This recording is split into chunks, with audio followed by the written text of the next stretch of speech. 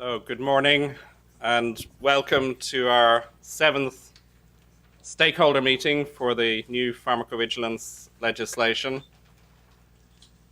Before formally starting the meeting, just on the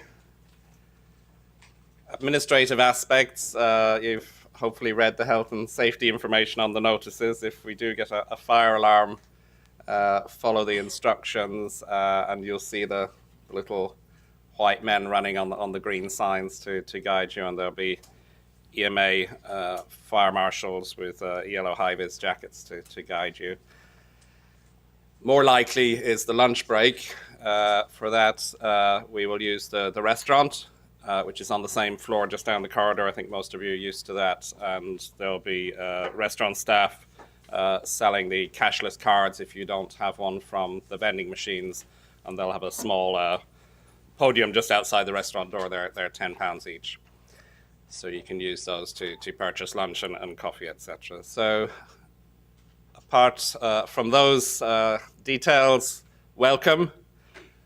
We are here at the 7th meeting. I think the fact it is the 7th meeting already says we've come quite some distance. We're just over a year into the operation of the new pharmacovigilance system, and I think it shows immense outcome of cooperation, working together within the regulatory network and with all of you as stakeholders, that we are where we are today. There's an enormous can-do attitude and cooperation right across the network of stakeholders, and I think that's hugely important and has enabled us to get here. We have a lot of new key business processes in place. Benefits are starting to become visible. A lot of work being done, increasingly routine.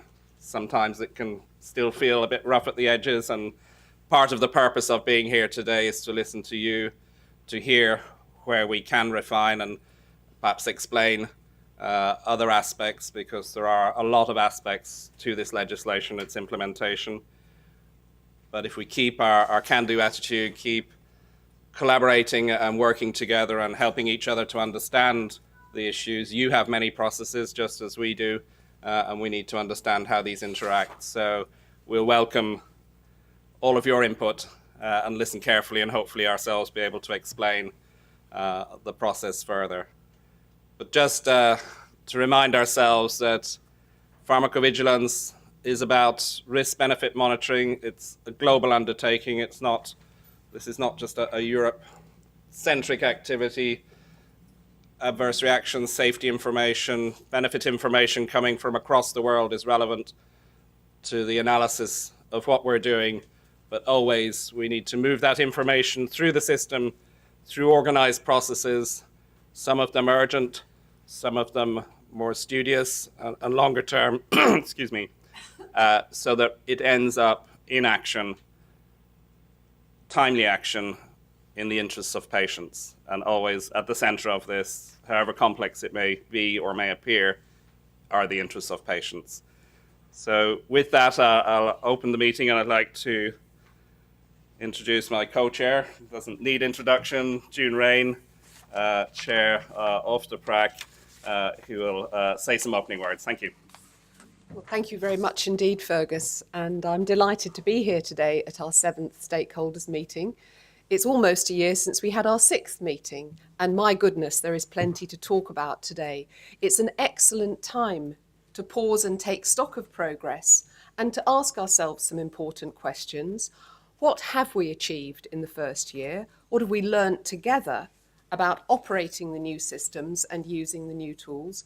And most importantly, where can we make adjustments? Where can we optimise our working? What should our priorities be going forward? So I think it's going to be a pretty important day, a very interactive day, I hope. I'd like to crystallise the objectives for the meeting, and there are 3. First, to get a full understanding of the perspectives of all our stakeholders, warts and all, what has gone well, where could we be improving things, and how can adjustments best be decided and made. Secondly, to look ahead at next steps. This was legislation that came in around the time of the London Olympics, and it is Olympic legislation. It was never going to be a sprint. This was marathon territory. So we need to look ahead at where we're going. And thirdly, how, as Fergus has said, can we continue to collaborate, this spirit that we're all here in this together to make the system work and make it work in the best possible way. And I hope that will be the focus of all our discussions. What will be the best possible implementation of this very far-reaching legislation for the EU public that we serve?